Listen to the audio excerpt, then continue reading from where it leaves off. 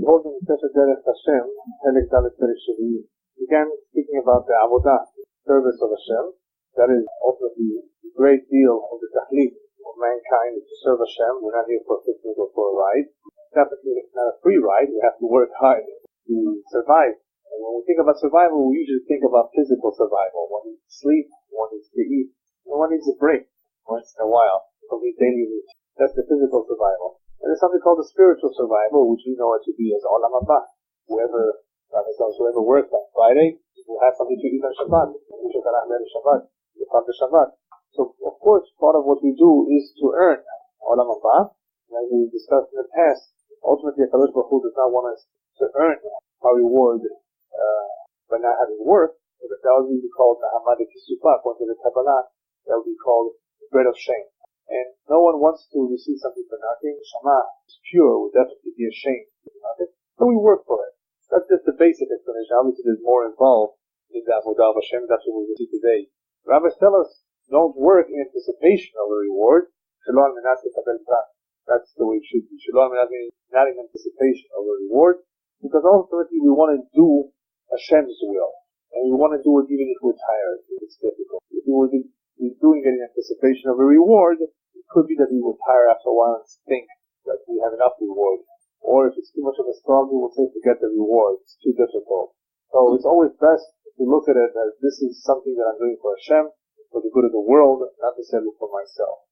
Not to think of it in a selfish way. Even though in the end we know that we will receive something for it, we will be compensated accordingly. Nevertheless, the mitzvot themselves are not only commandments of Hashem, not only instruction of survival, we benefit from them directly, physically and spiritually. As we will see with Shabbat. Shabbat we will talk about briefly, how we benefit from called Shabbat. But the common denominator of all mitzvot, and all mitzvot have to do with Avodat Hashem, is that there is a spiritual tikkun that's being accomplished as a result of our acting upon them.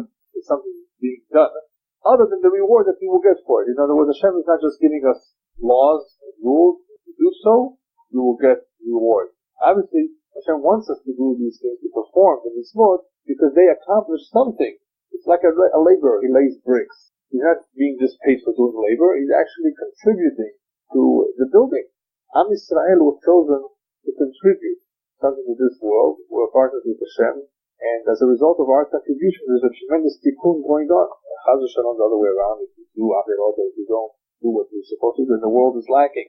The world continues to be a dark place, a very materialistic place. Hashem didn't want it to be completely materialistic. Even though this world, in Olam Hazeh, is materialistic, as we will see later on, Hashem nevertheless reserved a portion of this world that we live in to be spiritual. 1/7. On the weekday, we'll talk about that. So when we deal about Avodat Hashem, when we talk about the various types of services that we do for Hashem, we're also talking about a benefit that Hashem tells us that we will derive from doing so. In other words, it's not only a tikkun for the world, it's something that we will receive as a result of good. And we began talking about the general Avodah that exists during the Bet HaMikdash, which is korbanot, sacrifices. Not only were they an atonement, they accomplished other things as well. Talked about prayer, which they instead of the sacrifices, we do a tremendous avodah, tremendous service of Hashem. Plus, it accomplishes a great deal. It reminds us of our dependency, and it's very powerful too. We can actually make requests. Perhaps our requests will be answered. These are all constant. This is the constant avodah. As opposed to the avodah that we will see today, that is called avodah zmanit, temporary, or from time to time. It's not regular. It's not constant on a daily basis. So there's two types of avodot, the service that we have on a constantly, which is prayer. Today we don't have korbanot, and the mitzvot that we do all the time. But there are also mitzvot that come from time to time. That's the avodah hazmanit. And what are they? They're basically the hagim, the holidays, Rosh Chodesh, Purim, Hanukkah. Even though Purim and Hanukkah not written in the Torah, it's nevertheless by rabbinic decree as part of our tradition. And they definitely are significant in their own right. So they accomplish something too. Anything that we do, even if it's by rabbinic decree. So let's begin with Shabbat. Because Shabbat is different than the holidays in a very important way. It happens 52 times a year. We have Rosh Chodesh 12 times a year. We have Rosh Hashanah once a year. We have Pesach once a year. Though Pesach lasts 7 days. Here it lasts 8. Shabbat happens 52 times a year. So Shabbat is more significant than the rest of the holidays. Even though they're all Avodat Hashem, They're all servicing Hashem once in a while, as opposed to daily routine. Nevertheless, they still occur at different intervals. Shabbat occurs once a week. What's the idea behind Shabbat? So I began to say that this world is a dark place. Dark because it's materialistic. And it needs to be materialistic because that's the way Hashem created it, for us to be physically involved. We move things around, we create, we destroy, we eat. So that's physical. But that's not the ultimate world that Hashem wants us to have. The ultimate world is a perfect world. A perfect world cannot be material. It has to be spiritual. If something is spiritual, it knows with clarity what it needs to do at all times, and it's directly connected to Hashem. It has no yitzhara, no evolution. It only does what is right and what's positive. What's right and what's positive, whatever contributes to the ultimate complete. Because if I would ask you what's good and right, you will tell me what's good and right for you. It may not be good and right for me. So when Hashem in the very beginning of creation says, talk, and everything he's saying, what it means is that this is the ultimate. The ultimate good means it's perfect. Perfect meaning that it serves the tachlit, the ultimate purpose of creation. And if it does not, then it may not be good. It may not be bad, but it may not be good. Good therefore always means, in a spiritual sense, it contributes to the ultimate tachlit, the purpose of creation. It's what Hashem wants, what Hashem desires. So a spiritual world is what Hashem would really want, but that we cannot have all the time. So Hashem says, you know what, nevertheless you need it. I'm going to give it to you once a week. So 1/7 of the week is going to be spiritual. It's going to be reserved for a very special day where you can connect with me in a very unique way, in a way you cannot connect during the rest of the week. During the rest of the week you have avodah, to the mitzvot, to the korbanot when we had a bet hamikdash, you connect with me through prayer, but you're not connected spiritually. Shabbat is therefore intended for us to have one pure day when there's almost just about, I shouldn't say no, very little chomiyut, very little materialism. Another way of looking at it, that he doesn't say here, is as follows. You know that the earth, or the world as we know it, has a curse. You earn your living with the sweat of your brow, you have to work hard. It's a curse. Hashem says, you know what? But you only have 6 days. Kelala. 7th day, kulo kodesh. You don't have kelala, you have beracha. Imagine the people that work on Shabbat, they make kelala 7 days a week. What for? Don't you work hard enough for 6 days, you have to work on the 7th day too. So then they tell you, yeah, but I take off on Sunday. If you're taking off a day, take off the right day. Don't take off the wrong. You're not a Catholic, right? We have Shabbat. So any Shabbat is there for a very good reason, for us to benefit in a very unique way from a different type of world, the spiritual world, which can only happen this one day if we do what is expected of us, that we will see later on. Now, the fact that Shabbat is at the end of the week, not at the beginning of the week, according to Kabbalah, he says, means shezeh chotem. It seals the whole week. It fixes the whole week. In other words, if a person does everything properly on Shabbat, he will, B'ezrat Hashem, fix his entire week. He will have beracha for the following week. That is what Shabbat is the source of all blessing. If one keeps Shabbat properly, he will, B'ezrat Hashem, have blessing for the following week. The Shabbat fixes. The Mekadesh Kol HaShavua, the whole Shavua, the whole week, was chol, chomriyut, was materialistic, it was unholy. That's okay. But if you keep the 7th day properly, then the whole week was worth it. That's what he's trying to explain over here. So that's why the Shabbat is at the end of the week and not at the beginning of the week. So it's at the end, it gives shef and beracha for the following week. The entire following week nourishes the beracha for the previous Shabbat. In the same way that we have Shabbat, we have 24 hours a day. This whole system, 24 days, we have 12 hours night, 12 hours a day, they're equal, right? And we have 7 days a week. Who made that up? Isn't that interesting that throughout the world, all the cultures agree that there's 24 hours per day, a day and night approximately, unless you're an Eskimo, you always have one day or one night. Approximately, we always have this division, and so do we have the division of the weeks and months, year, approximately. There's a lunar year and a solar year, but that's something else. All of this is b'ashgacha. In a sense, the rabbis tell us that from this itself, you can see that Torah min hashamayim.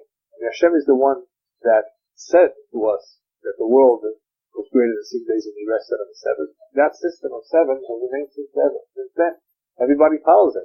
When did it start? So there was a Bereshit. Otherwise, who invented it? The Chinese follow it too. Everybody follows it. So this system is there for a reason. Why Hashem wanted 24 hours a day, why he wanted half day and half night. In the same way that there's a cheshbon for that, there's one for 6 days of Chol and 1 day of Chodesh. Hashem wanted that 1/7 would be the exact amount necessary that the humanity, but especially the Jews, need of Chodesh. They don't need more than that. It would be more, he would give us. Obviously Hashem knows that 1/7 is enough. Now, in the same way that Hashem made that 1/7 of the week is Kodesh, he also made that 6,000 years is the Olam Hazeh, not more. 6,000 years will be this world. The 7,000 year, that was after we finish 6,000 years, will be Shabbat Menucha. It will be like the rest. After the 7,000 years, we don't have too much information on. HaKadosh Baruch Hu mechadesh et olamah, HaKadosh Baruch Hu recreates the world. What that really means is that not that it hasn't strangled or anything else is destroyed. It means that it will be a complete spiritual world. It will not be the world as we know it has existed. Completely different. What will happen during the 7th exactly? There's different opinions. We still have a physical body, or it's only neshamot. We don't have to worry about it. We still have time. We even have questions as to what happens right after the Derech, which is much closer than the 7,000 years. We don't have enough information even about that era. All we know is after Mashiach comes, things will be a lot easier for us. There's no galut, no dayat, there's no burden of the goyim, no taxation, and there's the Hamidash. After which will be followed the Tahiyat HaMetim, which will occur in stages. Not everybody will get up at the same time. And after Tahiyat HaMetim, people will cease to die, except for goyim. According to our tradition, goyim will continue to die, but even they will die at a later age. A young man would be considered if he died at 100. But he was young. But all this will not last too long, because what are we now, 57 to 63? Well, how many years do we have left to 6,000? 237, right? And we know that Mashiach has to come a lot before him, because we have to have what's called Yimot. Yimot HaMashiach is a time where the Guf and the Neshama will both benefit, because both the Guf and the Neshama work hard. So Gan Eden, when a person leaves classes away from the world, who gets the benefit? The Neshama. Well, what about the body that works very hard? Once you visit Knesset, that made Chala, or gave Tzedakah, worked the city, the body has to have some benefit too. That's called Yimot HaMashiach. Yimot HaMashiach, Hashem will allow, after Tahiyat HaMetim, for those who, of course, deserve it, to benefit both physically and spiritually. But that's only temporary, because that's only 6,000 years, just like the 6 days ago. After that, Shabbat Menucha, a completely different idea, and with Hashem, when we get around to it, we'll start. In the meantime, he says that the idea of 6 days a week and 7th being Kodesh is the same idea behind the creation of the world, which will last. The Olam Hazeh is 6,000 years, cut. The Mashiach has to come a lot people. Alright, Shabbat, so special that the rabbis say that it is really a gift to Am Yisrael. It's such a special gift that the glory has no position. The gift was only intended to be given to Am Yisrael, because they are the ones that Hashem wants to be holy. Not that a goy should have become holy, but Hashem wanted a group, a nation, to be an example, to take upon itself a certain tzvot, right? Take the lead, of course, to inspire the rest of the world too, but only they are given these manual, the set of instructions, that if they follow, they will become Kodesh. But they also need the help of Shabbat. So with the help of the mitzvot, with the help of the Shabbat, they can actually elevate themselves to that level. It's like you take your battery and you recharge it. All needs to be recharged. What happens when you don't use the battery? After a while, it empties itself out. We all have to be recharged. We need to be recharged spiritually. So we are recharged physically when we go to that. How we recharge spiritually? Through the mitzvot, obviously, but especially the Shabbat. That is why Shabbat is called Kodesh. The Shabbat is a holy day. But when is it a holy day?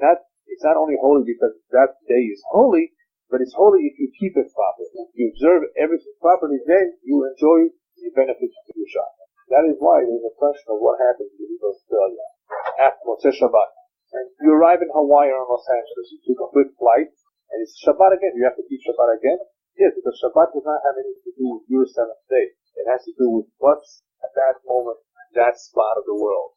If at that moment, at that spot of the world is Shabbat, there's Kiddush Shabbat. You can't eat the halal, you can't desecrate that day. It has nothing to do with the fact that you've already fasted. You can claim, I already kept Yom Kippur. I already fasted once a year. The Torah doesn't say I have to fast twice a year. That you can make a claim, even though you arrive in Yom Kippur again. Should you have to fast again, you can make that claim. The halakha is a little difficult to decide, really, what should you do. Obviously, don't put yourself in that problem. Don't leave Australia, don't say Yom Kippur. So you have that question, whether should I make Kiddush again? I just made it. That's not already done in the world. But fasting is a big question. So don't put yourself in that position. But Shabbat, for sure, you have no choice. Don't land on Shabbat. That's because the Shabbat has to do with that particular spot in the world. That's Makom. Right now is Shabbat, therefore it's Kodesh, and you can have that. So this Shabbat is a matana. It's a very special gift. But we said it's only a special gift if you use it right. In other words, the benefit of this gift can only be appreciated if you use it right. How do you use it? The Torah told us not to do any melacha. Now, what's this business of melacha? There's 39 melachot, 39 categories of work that cannot be done. The Chokhmah Elionah, Kabbalistic Baruch decided, his wisdom, his ultimate wisdom, that in order to achieve real spirituality, you have to withhold yourself from materialism, because it's a contradiction. It's two things. Basar v'chalal, right?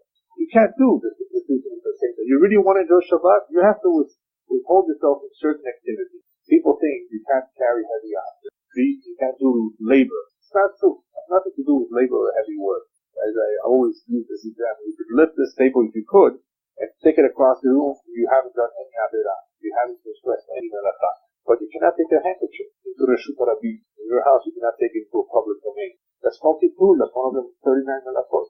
What does it do? Why? It has nothing to do with labor. It has to do with certain activities that the Torah prescribed that are forbidden. If you really want to experience the Shabbat, you really want to feel the spiritual day, you cannot do these 39 melachot that are considered certain types of creations, certain type of activities that are very mundane and very weakly, not holy, and therefore you cannot do them, even though they may be easy. Like people say today, it used to be hard to make fire. They have to rub stone. It has nothing to do with difficulty. It has to do with certain activities, certain concepts. That is why you shouldn't read the paper on Shabbat, even though you're not doing a melacha, but you are taking away from the spirituality and the Shabbat by occupying your mind with shtuyot, number one, nonsense. Number two, you might get a heart attack if you see your stock went down in the business section, right? So who wants that for Shabbat? You want to enjoy Shabbat, right? So in order to enjoy Shabbat properly, you stay away from these things, even though they're not forbidden by the Torah. The rabbis tell us no good. You're not going to enjoy your Shabbat. There are many things you should know that are not forbidden by the Torah. Nevertheless, whoever does them is considered a taker. That's what the rabbis call it. In other words, he is taking advantage of something that is mutar, right? And in reality, it's not a good idea. I'm not going to give you an example, but you understand what I'm saying. There are certain things that are permissible. Well, you might be able, in business, this could happen. You might do something, sell something to someone, not be completely honest about the price or about the cost or whatever it is, and you didn't do anything against the Torah. Perhaps, but nevertheless, you were not fair. See what I mean? Same thing with certain melachot or certain activities of Shabbat. It may not be that you do something against the Torah, openly against the Torah, but you're abusing the system. Or you're defeating the whole idea, the whole purpose of Shabbat. It's a gift that the Baruch Hu gave you. A gift meaning that it's for your benefit. You're showing appreciation for it. You should definitely guard it, right? Maintain it, preserve it. And that is why Hashem gave us the melachot in order to safeguard the Shabbat, in order for the Shabbat to achieve what it's meant to achieve. He gave us the melachot, and through the abstaining from the 39 melachot, we can elevate ourselves to that level of spirituality that can be attained in Shabbat. But that's not enough. Besides abstaining from melacha, there's one more part of Shabbat. How many candles is the minimum? 2. Why? Zachor v'shamor. What's Zachor v'shamor? Shamor means guard, watch, don't do, be careful. Zachor means to remember. How do you remember Shabbat? Make it do at the beginning, at the entrance of Shabbat. And at the exit, what do we do? Havdalah. So through Kiddush and Havdalah, through a good meal, which is called Onek Shabbat, that we're giving kavod to the Shabbat. So kavod of the Shabbat is not done only through abstaining from melacha, it's also done through other positive activities. Positive meaning you do things, Kiddush, Havdalah, Nerot, and we have a better meal. And on top of that, we dress. I've seen people come here, they don't know. They come with the same clothes, a pair of jeans and a polka dot shirt. Whatever. The exact same thing they would wear to some dinner during the week. I don't blame you, because they probably don't know. But it's not done in the it's not a requirement, but it's only accepted. Wouldn't you change your clothes if you went to a wedding? Would you wear a pair of jeans? You want to look better. You shouldn't wear jeans the whole week, because doesn't belong, at least to not be wearing. First of all, it's ugly. It doesn't look respectable. And even if he works hard, that's the levush of a goy. Goy wears jeans. A Jew does not wear the same clothes as a non-Jew. But obviously today we wear shirts and ties. That's common to everybody. But jeans especially, it's just very abhorrent. It's something that even people don't understand me when I say this, because they got so used to it. But I remember when it came out, when people started wearing it in the 60s, that it was only people who wore it. Like that was the the label of a god. You wore a pair of jeans, it was Levi's, so it's not like anything else. But you did not wear this kind of. That was the distinction between good and not good. But Shabbat, for sure not. Shabbat, your shirt, your pants, your suit, your hat, your belt, everything. Socks, everything. Take a shower, prepare yourself for Shabbat. That's the kavod that we give to the Shabbat. Like, as though we were going to a Hafnah. People even rent a tefillah. Or something fancy. So Shabbat is Malkah. She's like a queen. How do we receive the queen? It's the greatest kavod.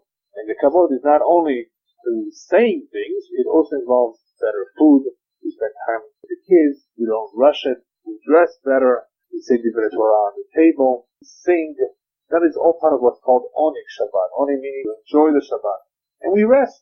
Unless you didn't learn the whole week. You didn't learn the whole week. Part of the kavod of Shabbat is set aside some time to learn.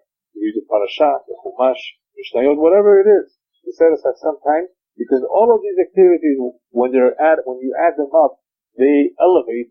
That's what they do. They contribute to elevating one's spirituality. But if he does everything properly, he will feel this one. And when you taste the food, on Shabbat, you taste the same food, the leftovers. On Sunday, they taste it.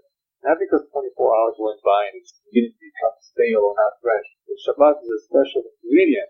Remember the story? Have you heard about the story about the king who one day decided to spy on his people? He dressed up so nobody could recognize him. And he came to a person's home. He knocked on the door because he smelled good food. So he wanted to be curious. He sat down with a Jewish family and they gave him a meal. He loved it so much. After Shabbat, he disclosed his true identity. The king thanked you very much for being so hospitable. And you know what? Please teach my chef to make this hamina, or to make this kalao, or whatever it was that they made on Shabbat. Please, says, I'll gladly teach your chef. He went over and taught the chef what means before to what means didn't come out of that. Something is missing. There's some ingredient that's not there. Good. I can't replicate it. It's called Shabbat.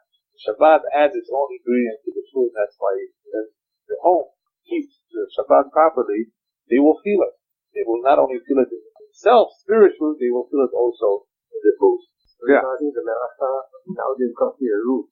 Yes, in some communities they have a rubin. In this community, unfortunately, the eruv is questionable because there are many opinions that hold that you have a food or soup and a bean. When you have millions of people living in a big city of Los Angeles, the standards for the eruv have to be much stricter. You actually have to have partitions or walls closed so that the whole city. We don't have that. There are other opinions that are more lenient. You meet a certain standard. According to some opinions, it might be sufficient. Because we're talking about Shabbat, we obviously don't want to take any oaths. And if you don't have a tremendous need to carry, you should not use it. If you have a tremendous need, you should consult the rabbi. And there may be a way to do it non-Jew, perhaps, instead of you having to do it. But you have to carry your medication, if you have to carry your...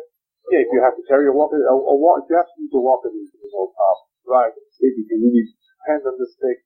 It all depending on the circumstances, you may be able to use those items. But you still have to consult and not assume that the eruv is 100% acceptable to everybody.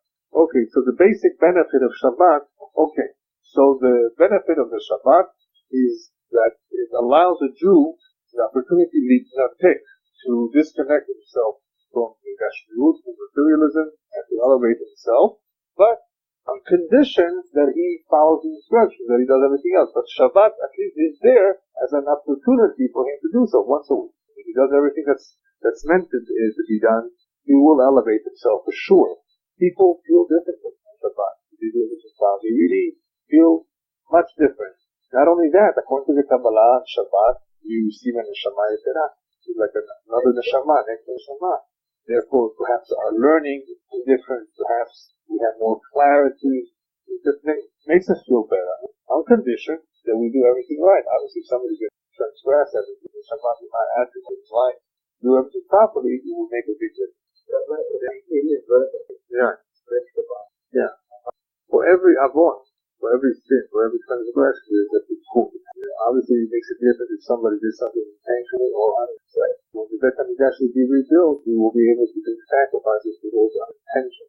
One of the most important cures is to something was done accidentally. The next time, take extra precaution. That's number one. Number two, a good cure for having done something on Shabbat is learn the Shabbat repeatedly. And you do the halachot because there are quite a few details. If you're not learned, the chances for failure or for mistake are high. So that's the second thing. And number three, of course, if one showed disrespect for Shabbat by doing something, then he would show respect for it.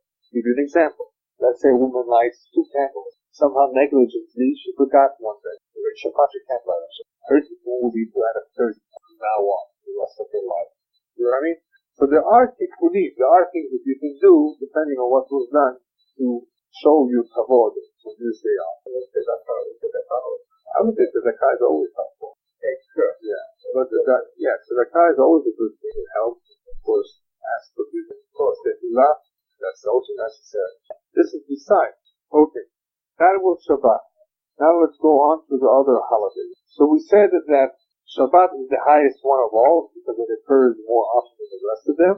But the other days, there are other days of the year that have their own kedusha, even though they're on a lesser level. What are they? The various holidays of Pesach, Shavuot, and Sukkot, Rosh Chodesh, the month, Purim, and Hanukkah, and the like.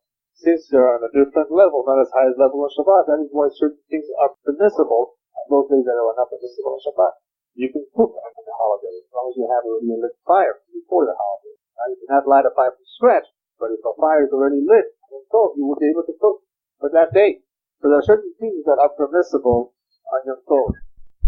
Besides what the holidays accomplish on their own, they also have a certain level of kedusha, a level of kedusha that one can attain if he observes them properly. Okay, so what happens during the rest of the holidays? We talked about the benefits of Shabbat, how one experiences more spirituality, how that is very important to Am Yisrael. During the rest of the holidays, however, something very unique, very special happens. Besides spirituality, besides kedusha, what happens during Pesach, for example? Later on, we'll talk about the actual chametz and matzah. But in general, during these holidays, Pesach, Shavuot, and Sukkot, we are remembering the past. And what we're doing is not just a tradition to remember, so we don't forget. It's not just to commemorate an event. According to the Kabbalah, he explains, during these days, the same he'ara, the same light that existed back then, that as a result of that light, that hashgacha, we had miracles, and we experienced what we experienced, that during that time of the year, the same light comes back down during that moment. During that day, it's like reminiscing and experiencing a little bit of what happened back then. In other words, if you do everything properly, you can actually feel as though you just left Mitzrayim. That is what the rabbis tell us. One should feel as though he himself, personally, just left Egypt. How could he? How could you ever think of that? Well, if you did everything properly, you studied it, you might be able to experience that. You know, there are big tzaddikim that are Chag HaShavuot would feel like they are receiving the Torah. You know, they're at such a high level, you know, they are able to concentrate and focus properly, so they're able to have that experience. Everybody's experience will vary depending on his level. A big tzaddik will obviously feel something different on Shabbat. A big tzaddik will feel different when he's standing next to the Kotel HaMaravi where the Shekinah is. Because even though the Shekinah is there, but everybody's level is different. Therefore their experience. Hashem wanted us to have these experiences during these times of the year. During these times of the year, if we do everything that needs to be done during these holidays, not only will we be experiencing something, we're actually making a tikkun at that moment. Through our practice, through our observance of whatever mitzvot and whatever it is that we do, whether it's a Korban Pesach during the time of the Mikdash, whether it's the Matzah and Chametz, as we will see later, those things make a tikkun. In other words, we're not just doing something to remember. This is the bread that my forefathers ate. It's not just memorabilia. That's the right word. Right? It's not just thinking of the past, teaching to our children. Of course, there is education involved. Let the kids see, let the kids ask, let the kids be involved, participate, and let the tradition go on. Yes, that's of course always part of it, but that's not the main idea. The main idea is that when we do these things, we're actually participating in what happened then, and if we do it right, we are causing the same life that existed back then, or which was the merit that existed back then, to reintroduce itself, to come down now, and to continue to make miracles for us. And as a result of that, the rabbis tell us, just like our redemption was in Nisan, our future redemption very soon will also be Nisan. What does that mean? We don't know what Mashiach is. What that means is that there are certain months and certain days to year, shehem mesugalim, that they are propitious, they are special. Certain things can happen during these days more than in others. For example, You may have heard many commentaries that said Mashiach will come this year, and he never came. Mashiach will come the following year. Were they wrong? No, they were not necessarily wrong. They were right. Those years, according to their calculations, according to their knowledge of the Kabbalah and so forth, those years were propitious. If Am Yisrael would have merited, if it would have been okay, that year was a good year. Right? Purim is a good month. That is what whoever has a loss is push it off to a dar. There are certain months that are more propitious. Right? You don't want to do certain things in Chodesh Tammuz and Av, when we are in mourning for the Bet HaMikdash. It's not a good month. So certain days of the year have a certain koach. There's no doubt about it. Of course, one is supposed to be tamim, Hashem Elokecha, to be sincere with Hashem, and not to try to calculate days according to astrology. Because that is something that people use, and we're not supposed to use that. But there's something in our tradition that also says that there's some significance in the days, and that is when we get married, if possible, during the first half of the month, when the moon is filling up, and not second half when the moon is waning, diminishing. The chuppah, Ashkenazim try to make the chuppah outside, under the sky, under the stars. All of this is symbolic, but it helps. It helps in some way. That is why we have that tradition. That's not the end of the world. You can't do it. So certain days have a special effect, and if we do everything properly, we are able to achieve a certain tikkun. And obviously, if the tikkun is made, we may be zocher, we may be merit that the same he'ara, the same light that exists then, will come back and shine on us too. Okay, that takes care of this chapter. What we'll do is we'll begin a little bit of the next chapter. The next chapter speaks about some specific items. It speaks about chametz and matzah, speaks about the ananei kavod, what exactly we celebrate on Sukkot, speaks about Hanukkah, Purim, the Shofar of Rosh Hashanah, and Yom Kippurim. So we're just going to do a little bit of it, that we won't do the whole thing. Okay, chametz and matzah. What's chametz and matzah? He doesn't get into all the details of what chametz and matzah may represent. There may be more than one reason of why Hashem does not want us to eat chametz. Every mitzvah tolerates more than one explanation. Kosher foods, for example. It just may be that certain foods are not healthy. But that's not the reason why the Torah told us not to eat these foods. Otherwise, that would be the case. The Torah would command us, hey, be careful. This is unhealthy. But you see goyim eating alligator meat, and they're healthy. It does not necessarily have to do with health reasons, even though that may also be a reason. The real reason behind dietary laws, kashrut, is Hashem commanded us because we are a holy nation, and there are certain foods that if we eat would interfere with that avodat Hashem. But somehow they would cause an obstacle. There's something in them that will detract, will take away from our avodah, because maybe they're closer to the tumah. Whereas those animals that chew their cud and have split hooves are more pure, are cleaner, not in the health sense, but in the spiritual sense. And as a result of that, that is what we need to assume if we want to stay in spiritual shape, not only physical shape. So he explains a similar idea with chametz and matzah. What is happening after Yetziat Mitzrayim? After Yetziat Mitzrayim, Am Yisrael is being redeemed. What are they being redeemed from? They're being redeemed from nations. They were mixed together with the Egyptians, or the Avodah Zarah, idol worship. They were immersed in Tum'ah. There were other nations. Hashem took us out, not only from bondage and slavery, He took us out from this Tum'ah. He took us out from this mixture of nations, and He made us a nation on our own. We're no longer part of them. We no longer marry with them or into them. We are on our own from now on. Remember, the 12 tribes, according to one opinion, each one of them married a non-Jewish girl. Canaanite. But at that time, it was not forbidden. As long as they were from this family, that's what they looked for. They were not of the Avodah Zarah, they did not worship idols. And of course, converting them meant accepting the yoke of heaven in the limited sense, whatever it was back then. Circumcision was already in existence, right? Obviously, for the men, that was demanded. A limited version of Judaism. Right now, Am Yisrael is about to receive the Torah. They're about to become an independent nation. People on their own, and they will follow 613 mitzvot. So Hashem says, in order for you to be able to accept the Torah, in order for you to be able to free yourself from this bondage, it's not enough that you are free men. You have to become elevated spiritually. Otherwise, this Torah will not make it. I want this Torah to stay with you forever, for all generations to come. Therefore, I can't afford to choose the Ishmaelim. I can't afford to choose Edom. I can't afford to choose all these people, because they don't have what it takes to preserve the Torah. They'll keep it for a couple of years to let go of them. Either because they're, by nature, they love to cheat, they love to steal, they love to kill, right? Whatever it is. Am Yisrael, even though they're a stubborn nation, that stubbornness will help them. In some way, stubbornness is good. They will be able to stand challenges. They will be able to hold themselves back if they are tempted, right? You won't be able to bribe a Jew like you can bribe somebody else. I need this kind of people. I need this kind of people because obviously they stem from Abraham, Yitzchak, and Yaakov, so the neshama is pure. That's number one. And number two, right? They have whatever it is that it takes to preserve this Torah that Abraham did. But that was not enough. Hashem made them go through Galut Mitzrayim. Egypt in itself accomplished whatever it accomplished to purify their souls in such a way, right? And to prepare them to become servants not of Pharaoh, but of Hashem. The slavery, in a sense, accomplished something. Nevertheless, Hashem has to clean them up, give them a shower, right? Take them out from all this tumah that they were immersed. Therefore, He gives them the mitzvah of matzah.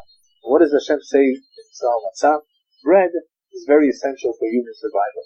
And the bread that one eats contributes immensely to one's well-being. Somehow the nutrients in the bread can affect the entire body. Rabbis speak very highly of having bread for breakfast too, because of that.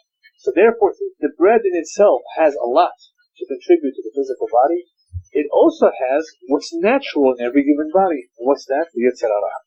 It has something that adds or contributes to that physical force, which aspires to do what? Aspires to materialistic things, not spiritual things. So bread, in some ways, contributes physically to the human body in more than one way. Hashem says, in order for me to elevate you to the status that I want, if you're about to receive the Torah, you need to take a break from bread. And I'm going to give you instead matzah. Matzah is very simple. What is this? What does matzah lack? Matzah lacks chemutz. It lacks the ingredient that makes bread rise. What is that called? Yeast. Somehow that yeast, that ingredient of yeast, represents the Yetzer Hara and does something to the body that gives him that drive, or that natiyah, that inclination, which he would not have if he were to eat plain matzah. Because matzah is plain. It's not as rich. It's simple. Therefore, lacking of that very important ingredient which the physical body needs. It's good. Regular bread, hametz, is good for the body, except for once a year or 7 days of the year, where Hashem says, in order for you to achieve this elevated status, you have to stay away from that ingredient. So therefore, I'm going to command you to remove all the hametz, have nothing to do with it, and eat matzah. Obviously, when one eats the matzah, not only is he abstaining from hametz, because he's having matzah instead of hametz, but he's also eating a bread which his forefathers ate. So he's accomplishing several things. He's eating a pure bread, and he's eating something that his forefathers had. He's reminiscing of the experience that his forefathers had. How come Hashem wanted for 7 days? Hashem decided that that is what we need. That is the amount of time that we need to abstain from hametz in order to elevate ourselves to a status of kedusha, to be prepared to receive the Torah back then. Today, even though we're not about to receive the Torah like back then, nevertheless, as I said before, we want to have a similar experience that our forefathers had, and by doing it properly, we definitely accomplish something. We definitely elevate ourselves by abstaining from that. So you might say, well, it's so good, I'm going to use it a whole year. No. Hashem says, you know what? 7 days is enough for it. The rest of the year, I want you to eat normal. You need bread. You need regular bread. Obviously, I created these things. You need to have it. And you know what? If Hashem made coffee, the coffee is how we do it. As long as you don't overdo it. Everything Hashem made in the world has a purpose. Every herb, every grass, every food item, right? Even marijuana. Don't quote me. It all depends what you use it for. It all depends what you use it for. You don't abuse it. If you use it for the right thing and you know how to make various medicines from it, you might be able to cure people, remove their headaches, whatever it is. Everything Hashem made is for us to benefit from as long as we do it in the right measure. We don't overdo it. And we do it at the right time. Hametz is a Surah Pesach. The rest of the year is perfectly fine and beneficial for the body. But you can eat much of the rest of the year. Of course you could. You don't have to stay away from bread just because you say, oh, bread is so terrible that Pesach is a Surah. Yeah, only Pesach.